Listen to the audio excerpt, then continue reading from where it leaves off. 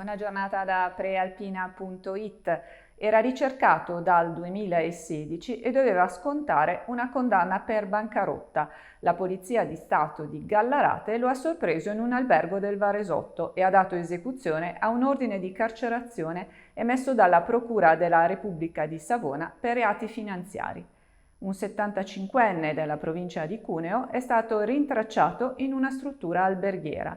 Doveva scontare il residuo della pena detentiva di 4 mesi in seguito a una condanna appunto per bancarotta. Ora si trova alla casa circondariale di Busto Arsizio a disposizione dell'autorità giudiziaria. E proprio nel carcere di Busto Arsizio si sono concluse da poco le celebrazioni per il 204° anniversario del Corpo di Polizia Penitenziaria, alla presenza del prefetto di Varese Dario Caputo, del questore Michele Morelli e del sindaco e presidente della provincia Emanuele Antonelli.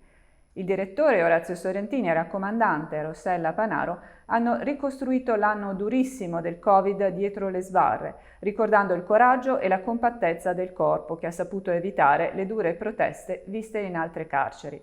Il Covid purtroppo picchia ancora se il focolaio, che aveva coinvolto 22 dei 50 detenuti di una sezione, si è da poco estinto.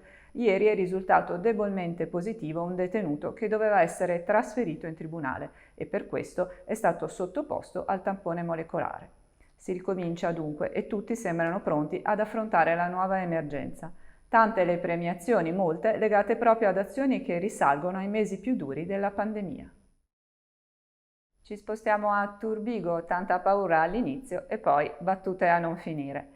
Un'auto è finita a mollo questa mattina nel Naviglio Grande, all'altezza della centrale termoelettrica. Nessuna tragedia per fortuna, al contrario di quanto pensato da chi si è trovato davanti alla scena. Tutto è frutto di una banale sbadataggine che è costata davvero cara. Vediamo com'è andata nel servizio di Marco Raimondi con le immagini di Walter Todaro di Agenzia Publifoto. La grande paura è finita con una risata.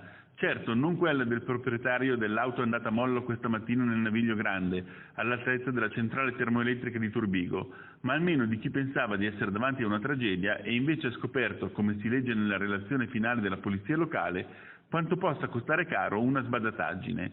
Cos'è successo? Che mentre sott'acqua i sommozzatori verificavano che non ci fossero corpi in quell'auto col muso immerso e col posteriore fuori dall'acqua, trovata bloccata dalla chiatta che trasporta sul Naviglio e sul Villoresi il macchinario per tagliare le alghe, la polizia locale procedeva con un controllo della targa e scopriva che l'auto era intestata a una persona che abita a poche centinaia di metri, in una villa che dà direttamente sul corso d'acqua.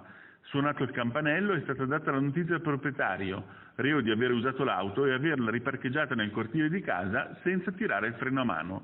L'auto si è mossa da sola e a causa della pendenza ha fatto anche tuffo nel Naviglio prima di essere trasportata a valle dalla corrente fino all'ostacolo che l'ha fermata. Mistero risolto e finale scritto quando una gru ha ripescato il veicolo. E restiamo in qualche modo sull'acqua. Incuriosisce a Ferrera di Varese l'avventura di Francesco Gobbi.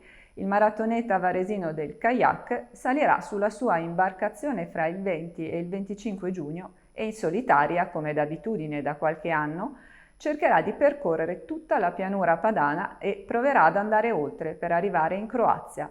Infine tornerà a Mantova, dove concedersi finalmente un po' di riposo. Il tutto ha la bellezza di 71 anni, spesi continuando ad allenarsi sull'acqua. Chiudiamo con lo sport. Adriano Vertemati, nuovo allenatore di Varese, guiderà la nazionale Under 20 di basket ai campionati europei, in programma il mese prossimo a Podgorica in Montenegro. La nomina verrà ufficializzata a breve dalla FIP, permettendo a Vertemati di recuperare l'esperienza saltata 12 mesi fa per la pandemia, che aveva di fatto cancellato tutti gli eventi organizzati dalla FIBA. Questa era l'ultima notizia. Prealpina.it vi ringrazio di aver seguito questa edizione e vi dà appuntamento alle 19. Buona giornata.